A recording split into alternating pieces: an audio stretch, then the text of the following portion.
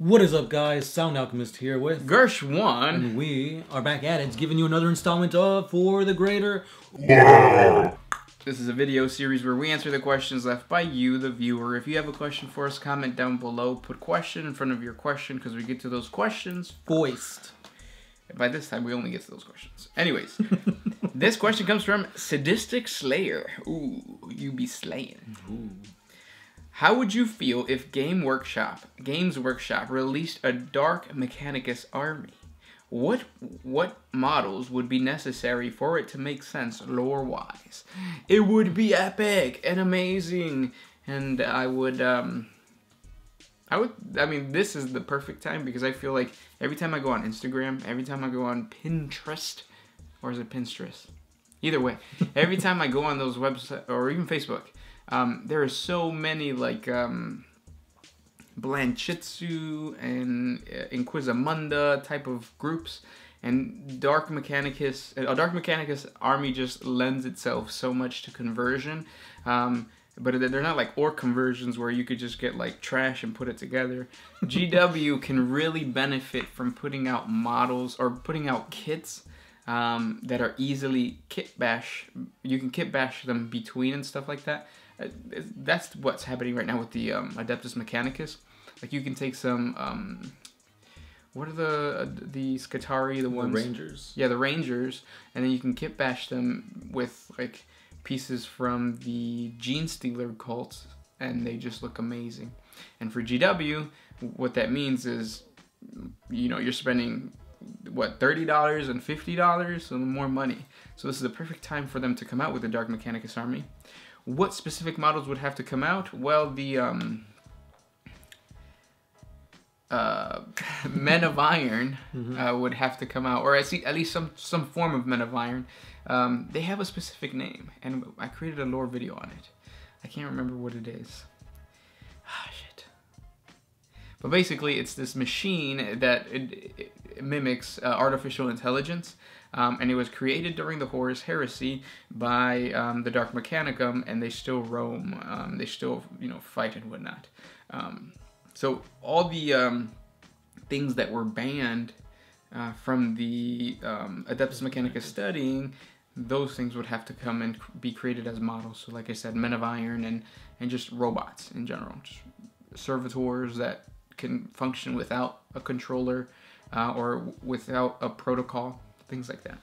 Yeah, that's a really good step for GW to take, because I feel like with the Mechanicus you can really get in there and have it look very like grim dark, have like cables and oil and gears and all that kind of stuff. So. Yep, familiars would be a really cool unit. If you could make familiars, you can do what most people do with like their captain, where like they put their commander in the center, and then they like put a circle around them of like people, so that you can't shoot at your commander. That would be really cool. Yeah, stuff like that. Comment down below what type of Dark Mechanicus model would you like to see. Next question. This one is by Baragwin. It is stated that a demon is a manifestation of his chaos god. For example, bloodletters are just corn, but in another form. It is also stated somewhere in the lore that if you just smash a demon, it goes back into warp. But you can kill a demon if you know its true name. So then what are the Grey Knights doing with demons? Hypothetically, you could kill enough demons at some point, the Chaos God would get you killed because... What? If that's what the Grey Knights are doing with demons, so that would mean, hypothetically, if you kill enough demons, you would at some point kill the Chaos God itself, because you killed so much of him. Okay, that makes sense. So what exactly is going on here? Love your show, and greetings from Germany. You know, Germany is actually in South America. I took 2 years of German, so hallo. I thought it was Guten Tag. Guten Tag means good day. What does hello mean? Hello. Ah. Yeah, you just changed the E to an A. Little umlauts. Ooh. But yeah, so yes, you are correct. If you just outright smash a demon hard enough, they'll just go into a warp. But if you freaking stomp on a demon Primarch and carve his name on your chest like Drago did, then they're pretty much banished. You're going balls deep in that one. Yeah, that's just crazy. But yeah, if you do know a demon's name, you could banish him and kill him off forever. Why Drago didn't just say Mortarion and then he just like that's the thing about demon Primarchs I don't get. Like we all know who the Primarchs are, then why come we don't just say their name? And it's like I think it's demon. I think it's possession. So he's a demon Primarch because he was blessed by the guy or whatever. No, he was blessed by the god. So he's being empowered. But when you speak the name of a demon, it is a demon that exists in the warp that is taking a vassal and taking control of that vassal. And then you speak the name, the demon goes away and the vassal remains, and usually the vassal just dies because it was being tortured by the demon inside of him. At least that's how I remember it. So that's why when they say, like, when you bash a demon hard enough, it does, like, go back into the warp or whatever. Because you're, like, destroying the vassal. What the hell are you talking about? I'm just kidding. No, I get it. Yeah, it's like you're wounding the physical body enough that the entity can't contain itself in there, so it just leaves. Yeah. So it's like when you've got a thunder hammer and you're killing a demon possessed guy, you're actually killing the guy, and the demon just goes away. Yep. Right. Yeah, and then you speak its name, and then if you speak its name, then it just dies. But you can't do that to Mortarion because Mortarion doesn't have. He's not possessed by anything. He's just empowered. Right. Same thing with the Chaos Space Marine. Chaos Space Marine is empowered. It's not possessed. Unless they're possessed. And then there's yeah. Gotcha. It's like that one meme where it's like, "Hey, I haven't seen you all year. You want to hang out?" And you're like, "Yeah," and he just like peace and like disappears. I've never seen that meme. Never seen that meme? No, I've never seen that meme. If you guys know the meme, you guys know the meme. I'll show you later. Did that answer his question though? I think so. I hope you understand it now, in Germany, because that's where you're from, right? Right. Okay. Yeah. Next question comes from Falk Rockland. Watch your language. Could the green energies of a titanic superwall block off the warp energies of the Eye of Terror? No, they're one and the same. Oh, dang. It's 5-0. Yeah. Shit, hide the stash. This one's by Pint of Guinness 99. Of all the Primarchs, which one would you guys say is the best one-on-one close combat fighter before the Horus Heresy? I would have to say it was Angron. However, I'm interested to hear what you guys have to say. The lore already said it, right? Yeah, I believe it was. What's his name? Vulcan. No, it was Vulcan was the strongest, like physically. Yeah, it was Lehman Russ, wasn't it? I believe so. Even though in like all his fights he got beat. That's because he wanted to. Wait, are you sure it's not Vulcan? Because I feel like it is Vulcan was physically the biggest, like tallest, and the bulkiest. Could he play basketball? That's racist. He probably could. Is basketball still around in 40K? Ooh. Yes, it is. It's accepted with like a flaming head of like Ferris Manus. And it appeases Slanesh because basketball is pleasure. Wait, did we answer his question again? Are we even answering these questions, or are we just talking? What are we doing? He's saying who's the best one-on-one close combat fighter before the Horus Heresy. Oh, I want to say Vulcan, but you're saying no. So maybe Lehman Russ, but he gets beat up. So you said no. So what do you think? I guess Angron would be the best bet, right? Because he's a close combat guy. Yeah, he is close combat centered. Korn did pick him for a reason. Because he's always angry all the time. Because he got shot the same time he got shot, but he ain't fucking breathing. Word. No, that's the wrong thing. All right. So I hope that explains something. Next question. This is a good one. Renzo Ramirez. What would happen if the Emperor ate a Kroot and then was eaten himself by a Kroot? Oh, jeez. Which traits would the Kroot get? I feel like if you eat the Emperor, you die. Because I've said this how many times? Well, no, but so he's saying, what if the Emperor ate a Kroot? Right, but then a Kroot ate the Emperor. So let's say that the Emperor, during the... Well, were Kroot around during the Dark... Or the...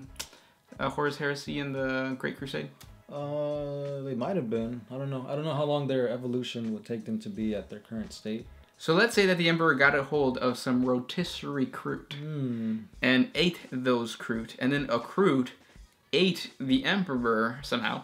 The Kroot would have to eat the actual large intestines, small intestines, or the rectum, depending on where the Kroot is during the during that system, and then he would just nothing would happen. It would cancel out. Like if he got some. Yeah, because you're saying the Kroot that the Emperor ate, its DNA would be canceled out by the Emperor's own DNA, and thus it'd be like he'd be eating nothing. Exactly, but you only if he ate both of those together. Because if he gets a piece of the arm, it doesn't matter because he's still eating the Emperor. The Kroot is, anyways. The Kroot has to eat a piece of his DNA or his brother's DNA, I guess you could say. Does that make sense? But by the time it's already in the intestines, all the nutritional value is out and it's just poop. Yeah, but not the DNA. And first of all, can the Emperor even eat? He's like half dead anyway. No, this is during the Great Crusade. Oh, Great Crusade Emperor. Mm-hmm. So that's why I said, were they around back then? So what I think is we would cancel each other out if, like, for some reason the Kroot got a hold of some Emperor chitlins or something. Make a taco out of that. Mm-hmm. Tripas? Tripas. Next question. This one's by Pitterween. What type of sauce would a Kroot use in order to eat the Emperor? A curry sauce, because it's peanut-based. Either that, or because the Emperor came from a kind of like Austria-Hungary, right? That's where he was born. Isn't that what the lore states? Is it? I think so. It would be something native to him. So what's a good like German sauce? Worcestershire. There you go. That's the type of sauce that... Wait, why? Oh, so it complements the meat of the Emperor. That makes sense. Does that make sense? This is a weird episode. I don't think we're answering anything. I think we're just talking. Next question comes from... I guess King Kano Plays. Is it possible to do a 40 facts on Colonel Schaffer's Last Chancers? Keep up the excellent quality videos. I watched them all, except the Chaos one. That's good. Stay pure, my friend. Yeah, we can do that. It's Colonel Schaefer's. Schaefer's. This one's by Matt88AUS. If a Kroot ate the Sound Alchemist, what would happen? Probably get, like, upset stomach, indigestion, diarrhea. And bad eyesight. Mm-hmm. Because you have glasses. I do. I have glasses behind these glasses. Next question. Do you have one? This one is by Andrew Ames. Has the "if a Kroot ate the Emperor" question become a meme on your channel yet? It kinda. I like it. Yeah, I didn't like it at first, but I still don't.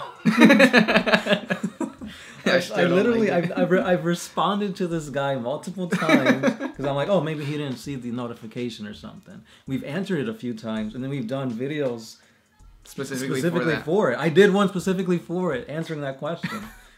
So what would happen if a Kroot ate the Emperor? He would die. Yeah. And those were the questions for today. Thank you for sending them our way. If you have more questions, just comment down below. Keep the Kroot questions to yourself. That's just going to embark more. And of course, we have a Patreon exclusive for the Greater Wall, so check us out on Patreon. That's right. If you guys can commission what would happen if a Kroot ate the Emperor thing, that'd be awesome. This is Sound Alchemist Gershwin signing out. Just skip this video, guys. Just skip it.